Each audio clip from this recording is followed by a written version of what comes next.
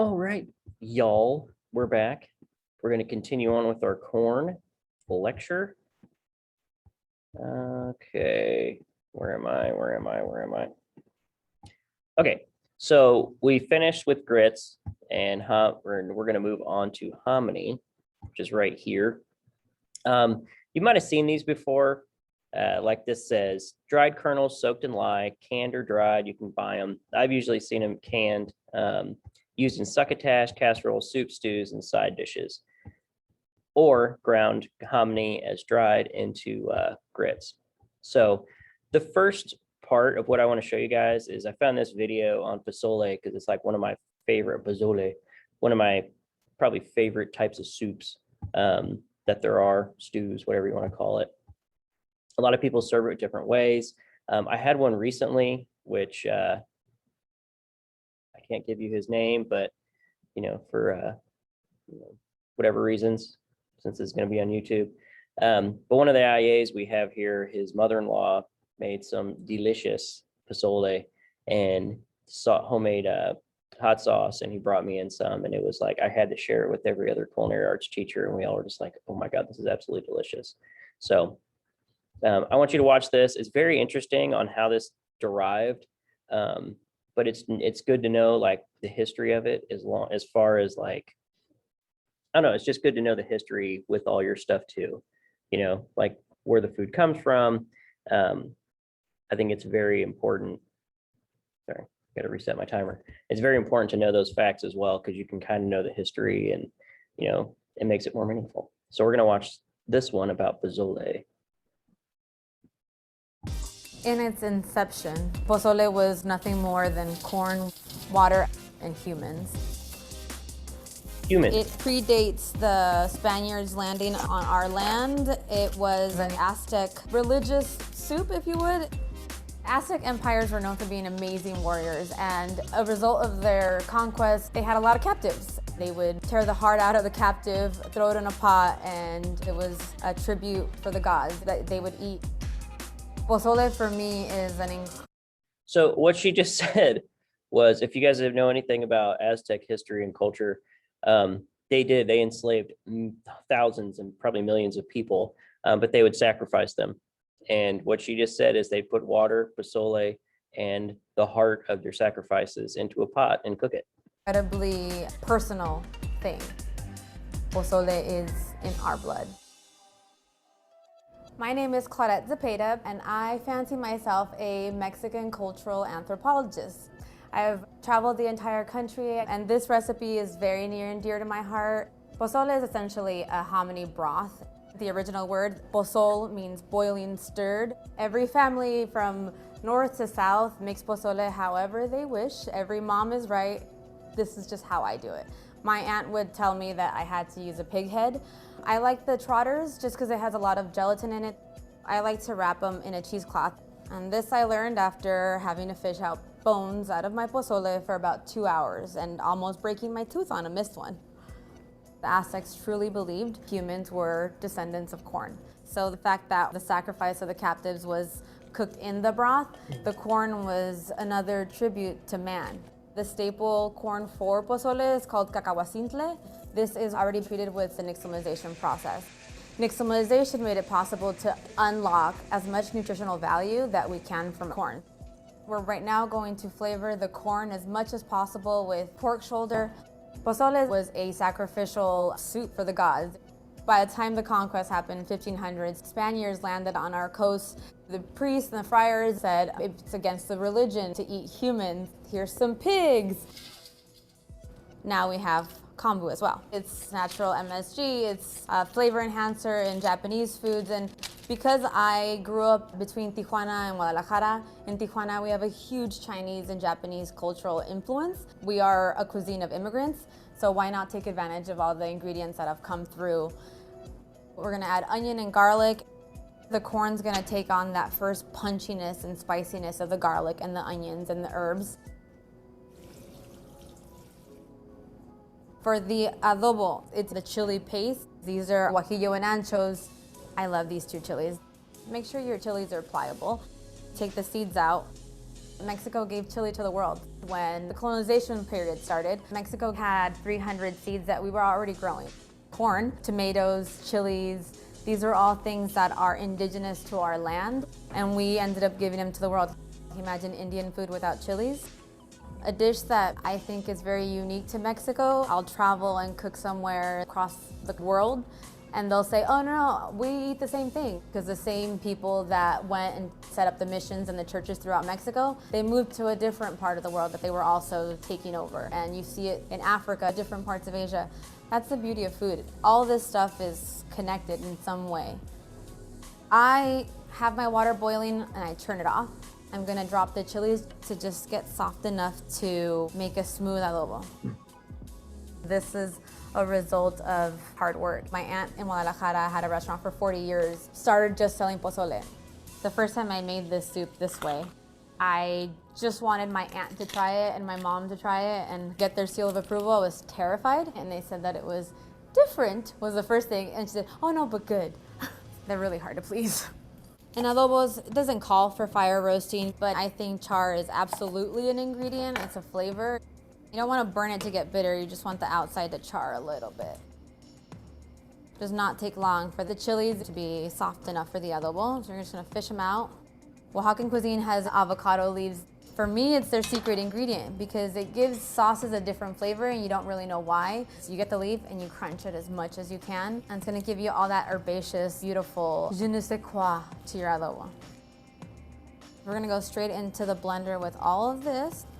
You're gonna use the chili water if you need more liquid.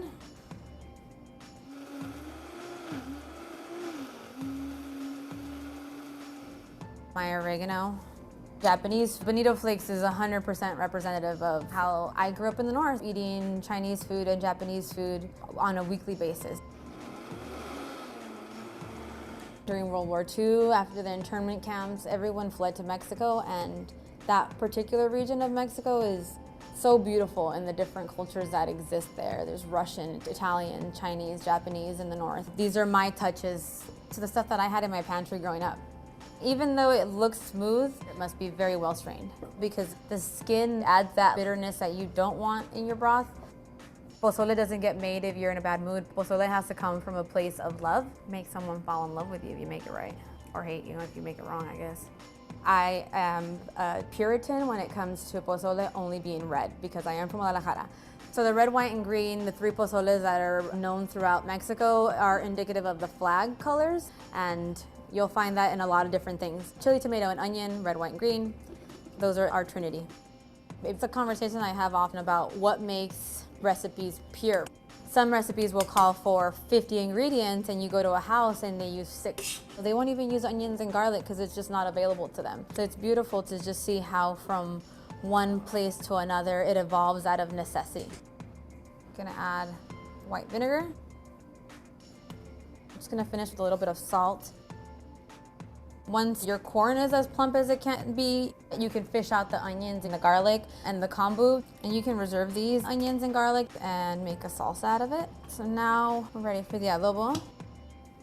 This will also help thicken the broth. Nowadays, you can have pozole every day of the week, but pozole started out as a celebratory religious meal. You'll find it at weddings, the recalentado, which means the reheating. Weddings last several days. Imagine eating this after a really long party the next day. This is the perfect hangover cure. It's just really, really good. I like to add salt when I'm flavoring it towards the end. We're just doing a little at a time. It's a big pot. The best pozole that you can ever have is the next day because this stock is going to reduce. The flavor development just changes crazy. Now we're gonna fish out the trotters. If you see a trotter, think of human feet. If you would. How many bones are in our feet? Pigs are no different. Lots of little bones. Just kind of got to get in there. It's got some meat, so we're going to keep that. Take all the excess fat off. You just want the skin. And just little strips. Here you can pickle it with lime. When colonization was happening, they needed to tell the Spanish kingdom what was happening in the New World. There's pictures depicting these ceremonies of the Aztecs eating human flesh. It's beautiful to see how evolution through really tragic periods of history, transform something that started off very simple into something so complex, so flavorful.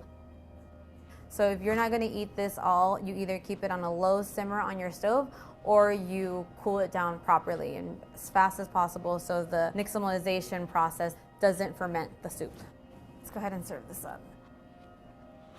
Fresh oregano. One of my first jobs when I was a child at my aunt's restaurant was doing the garnishes for the pozoles. It's always got to be iceberg lettuce, shredded, as fine as you can get it. And then for the radish, this is just thinly sliced.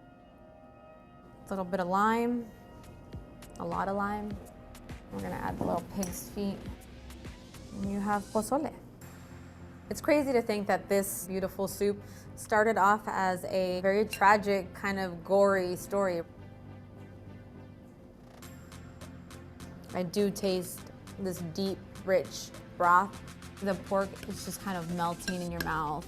The pozole has evolved so much. Different hands get involved and different cultures come into play. I'm excited to see where my kids take this because that's the beauty of cuisine all over the world. It has no idea its history. It's quite precious. All right, so that was pozole. I think it's like one of my favorite things ever of soups wise.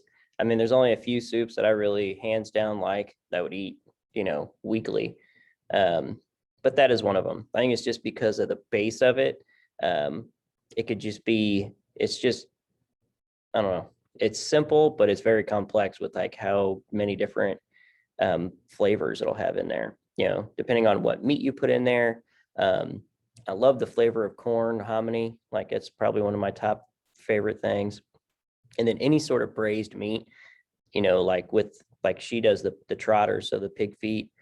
I've seen people, they'll use, I've seen people use chicken. I've seen people make pozole with turkey. I've seen people make pozole with pork shoulders. Just depends on what you have and how many people you're feeding. If I were feeding a lot of people, I do pork shoulders because they're cheap and it's a ton of meat.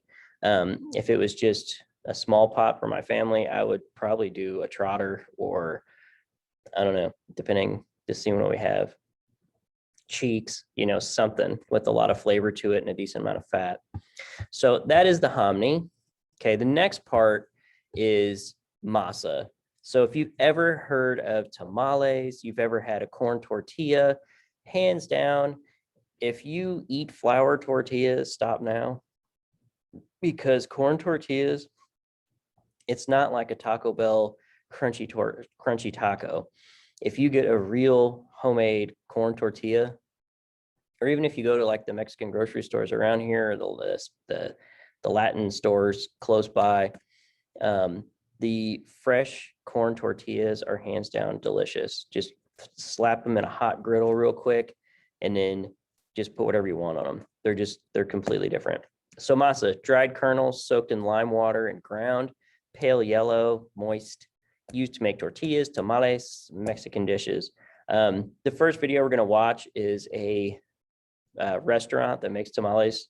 I believe it's in Mexico, but it's the whole process of how they make them.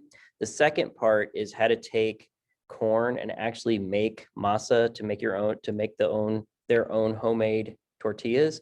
I've actually put this video on before when we talked about corn back in the day, but there's a lot of new people in the class, so I want to replay this. It's a really awesome Food Insider video, and just to see the process they do to make these delicious homemade tacos.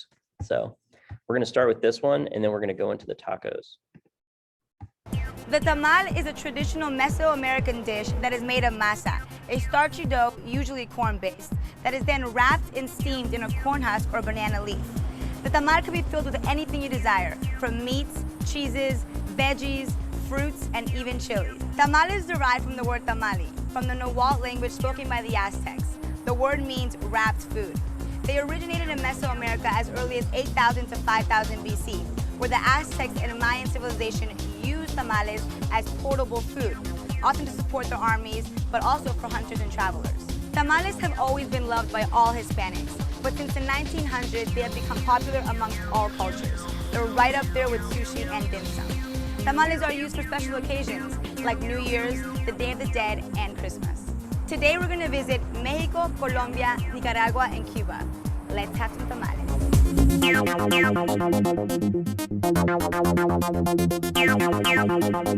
In Mexico, tamales begin with a dough made from corn called masa. They are then wrapped in corn husks or banana leaves before cooking, depending on the region they're from. They are then steamed until firm, and they're filled with a savory or sweet filling. Few countries have such an extensive variety of tamales as Mexico, where they're considered one of the most beloved traditional foods in the country. Almost every state and region in Mexico has its own kind of tamal. It is said that there are between 500 to 1,000 different types of tamales all over the country. The annual consumption of tamales, experts estimate hundreds of millions a year. Tamales became one of the representatives of Mexican culinary tradition in Europe, being one of the first samples of culture the Spanish conquistadores brought back to Spain as proof of civilization. Now tamales are used on special occasions, like Christmas Day, the Day of the Dead, and Mexican Independence Day. Today we're at Magali's to try some authentic Mexican tamales. Hey Magali, how's it going? Hi, how are you? Nice to meet you. Nice to meet you. Who is everyone here in the kitchen? Well, today we've got Dorina and we have Lorena. Okay, well I am so excited to be here. Nice to meet you guys. We want to know, or I want to know, the process of how to make a tamal. Well, Okay. let me tell you. First, we start by making our masa.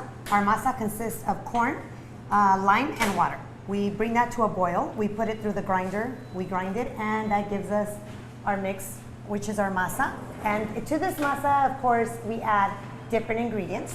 And that's what makes our masa and sets our masa apart What others. is it that's different from other? Well, first of all, we don't use lard.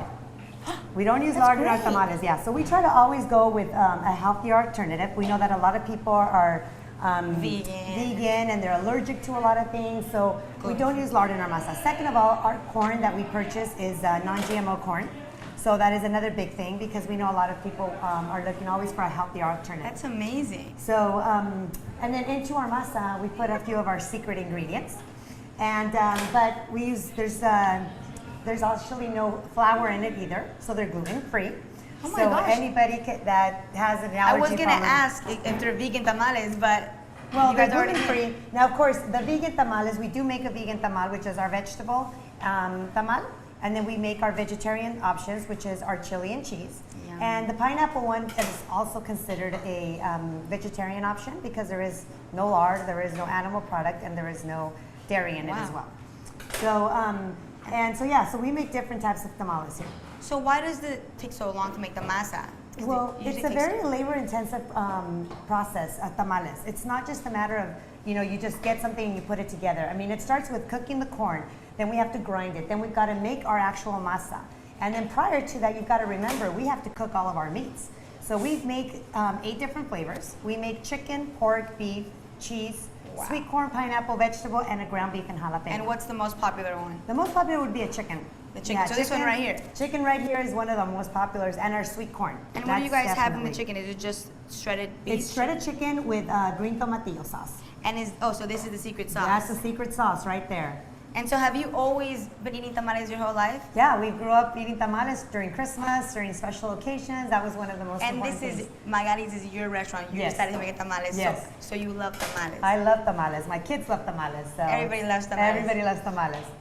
So that's it. You put the masa, then you Yes. put the chicken, and you put the sauce, Yes. and then you fold it in the And you corn. fold it. And what region is this tamale from? This is from Jalisco, Mexico. Jalisco, Mexico. Yes. That's where you're from. Yes, that's from where my parents are from. Jalisco and Zacatecas. And do you guys have this on a daily basis or just special occasions? No, we do tamales. Do we eat them, you mean, or do we make them? No, make- well, we eat them all the time. Now, especially being that we produce them, this is something that we have, our kids have them for lunch, they have them for breakfast, we have them for dinner. So yeah, it's a constant thing. And how many tamales do you make per day? We make right now in our slow season, we make about 1,200, and A day? A day, yes. Oh my gosh. Yeah, we make about That's 1,200. crazy. And then during Christmas, we make 5, 6, 7,000. So it just depends on the day and how much work we've got to, how many orders we've got to fill. That is incredible. Yeah. So then after this, you guys put it in the oven, or where do you guys put No, it? we put them into pots, and we have the pots that are right here. This is where Juan's gonna come in. Juan, how about you line them up for us? It's very important when we're lining the tamales up, they've gotta all stand up, and they've gotta be nice and tight. If you don't put them in nice and tight, the tamales, as they're cooking, because they start to expand, they will actually fall apart or they'll open up. It looks really simple, but believe it or not, No, even no. to stand them up, Yeah. it's a trick, because if you don't stand them up correctly, they start falling apart, they start tilting over. So Juan's got plenty of years of experience. And the corn husks have no sauces or anything around it. It's just the plain corn husk. Yeah, it's just the corn husk. That's all it is. We get, like I said, the corn, take it right off of the cob. Now this is what gets it into So another. now, once the pot is full, what we're gonna do is we're gonna take this over to our stock pot where we've got the bottom part of this pot, which is full of water, and that water is what's gonna steam our tamales. So you can see we've got water in this pot already, ready Wow. to go. Oh, so it just sits on top. We of the just water. sit it right on top, and then what we're gonna do is we're gonna put the time that we actually set this pot down. So as you can see, these pots here already have, it's got the kind of tamal that is sitting inside of it, and the time that we set it on the Pollo stove. molido en Right. aceite. And so how long does it take to steam? An them? hour and a half. So after an hour and a half, whoa, are these? These are already done and ready to go. This is already the cooked ones. These are, for example, carne molida, which is our ground beef and jalapeno. So good. Yeah. I'm so excited right now to try these tamales. I brought you one of our specialties here. Oh. This is a plate that I actually created, and I figured, you know what? People go over into all these different places and they have bowls. I said, well, why not amazing. have a tamale bowl? We have a chicken bowl, a carne asada bowl. I said, why not a tamale bowl? So that's one of my creations, so I hope you enjoy it. This looks incredible. Thank you so Absolutely, much. enjoy. I Let don't me even know know what where you to think. start. Okay, and that's some sauce to go with it. So you put the salsa before. Yep, and just enjoy it. Now that is mouth-watering delicious. Well, awesome. I'm Oh my God. happy that you liked it. The masa is so soft and Yeah. just melts in your mouth. And then I like the contrast with the lettuce. It's like Yeah. crunchy. It's crunchy, It's like yeah. refreshing. Yep. And so this way, it's like when you're in the mood, you know, tamales is a comfort food. Oh my gosh. So because it is a comfort food, you know, a lot of people like to eat it during the winter, but now you can actually eat it also during the summer with some lettuce, a bed of lettuce, some rice, some beans. You've got it all in one. You're one of the best tamales maybe the best tamale I've had in my life. Well, good. I'm happy you enjoyed it. Magalis, don't forget it. You're gonna want to try this because Okay, so that's the tamale. I mean, they're a lot of people think they're easy to make. They're not super complicated. It's just there's so many parts to it, like with the meat, the sauces, and the time and the how to make them. Like if you make them correctly. There's a lot of places around here you can get tamales. I used to have a person that worked for me, and she would make tamales at her house and sell them for $1 a piece. And I would go buy 20 at a time because she just had her whole kitchen was just packed, and she just sat there, her and her sister just making tamales over and over. I'd go there every week, and I actually spread the word, and she probably has her own business now. I don't know, but they're absolutely delicious. I always got I like the pork with the red sauce and the chicken with the green sauce. But the second part to this is how to make corn tortillas. This is a really cool video. You guys might have remembered it if you did watch it previously, but this is a really neat way just so you could see how they do this, because there's a place downtown that makes homemade tortillas that sells them to all the distributors around here. So if you've got corn tortillas from, I think it's called Milagra, or I don't know, but they sell the white and the yellow. If you go to any of these little stores around here, these little like Mexican grocery stores, they have the fresh corn tortillas that people that are made in Indy, dropped off, delivered. And sometimes, they're made that night, and they're really, really good. So makes me want to go buy some right now, but I want you to watch this. Hold on.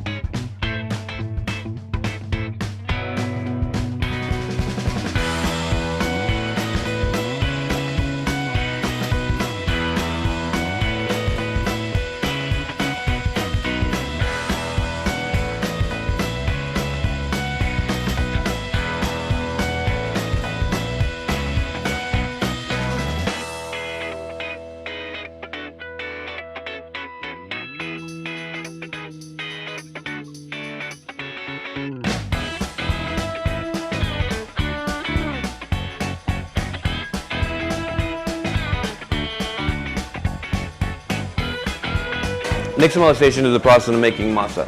You take dry corn, you cook it with calcium oxide, you let it rest overnight from 8 to 12 hours, and then you rinse it twice to get that excess calcium oxide flavor, and then you grind it through a molino. You mix it with a little bit of water and a little bit of salt, and what comes out of it is masa.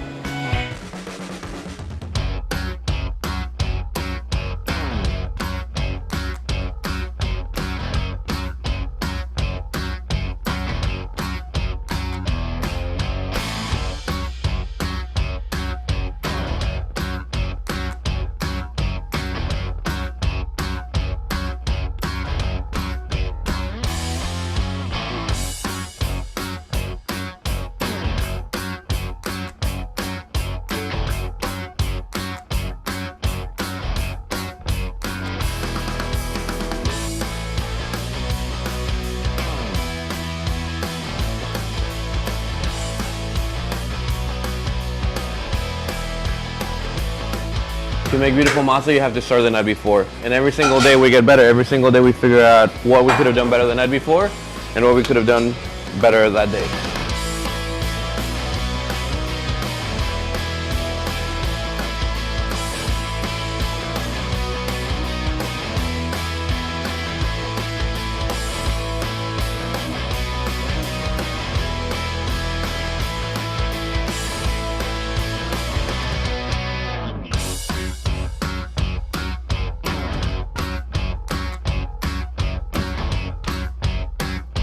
Our main goal, you know, it's obviously the masa, but it's also, we're a restaurant. People go to restaurants to have fun, right? To celebrate, to forget something.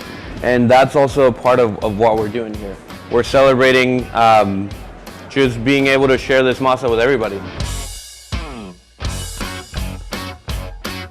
All right, so you saw how, I don't know, every dish I just saw in there between the little pile of nachos, just all the labor that went into making that little stack of nachos. And if you think about the sauce, which is probably dried peppers that were soaked, cooked, made into a sauce, and then, you know, the meat, which was probably butchered from something local, you know, so local hog or whatever, that's where they're at in Texas, beef, chicken. There's just so many processes to it, from raising the grains and raising the animals, growing the crops, whatever, that goes into that one little dish that makes it so much more flavorful than something you'd get at like Taco Bell. So think about that when you go out to eat. So people like this guy who's taking it to the next level of making every single thing from scratch. A lot of restaurants across the globe do that every day. America has gotten away from that because we love convenience. Like for so many years, we've gotten away. It's starting to go back heavily towards homemade food, but there was a time where everybody was just way too busy to cook anything, or they want to go fast food constantly. And fast food is not always the best food because you have no idea what you're eating. So I don't know. Sorry, I go on these little tangents, but what he was doing there is probably 10 times better flavor than anything you would get fast food. So that's it. We finished our corn section. So tomorrow we're going to get into bran, or the different type of common oats. But we'll go into that. So this keeps going. We have a few more slides, probably about 2 more weeks till spring break. So we'll finish this up that week before spring break, and then we'll move on afterwards for the last 9 weeks. So there we go. There's our corn section, and we'll make polenta this week. All right. You guys have a wonderful day. There'll be 4 questions waiting.